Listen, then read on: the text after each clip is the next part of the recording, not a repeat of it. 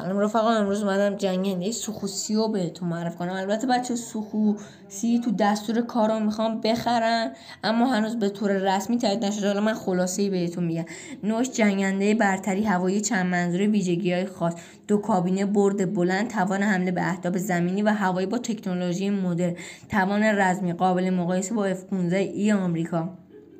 ایران تمایل زیادی به خرید این جنگنده داره و مذاکراتی با روسیه داشته، اما روسیه هنوز تحویل نداده. خب بچه‌ها، میخوام الان توان داخلی و نگهداری ارتقاء سوخو بگم بهتون. جنگنده سوخو 24 ایران توسط متخصصان ایرانی تعمیر، نوسازی و ارتقا یافتن. برخی از این جنگنده‌ها مجهز به سیستم‌های بومی، ناوبری و بمباران هوشمند شدند. در رزمایش‌ها و نمایش‌های هوایی سوخو 24 های ایران نقش مهمی دارن. خب مثلا الان یه شعر: وقتی صحبت از بمباران دقیق در عمق خاک دشمن میشه، سوخوهای ایرانی وارد میدان میشن. یا یکی دیگه از جنگنده‌های بال متغیر روسی تا قررش خلبان‌های ایرانی در آسمان، اینجاست که سوخوهای نهاجا میدرخشن. خب امیدوارم تا اینجا ویدیو خوشتون اومده باشه. لایک و بکوب، کانالم سابسکرایب کن. منتظرتونم.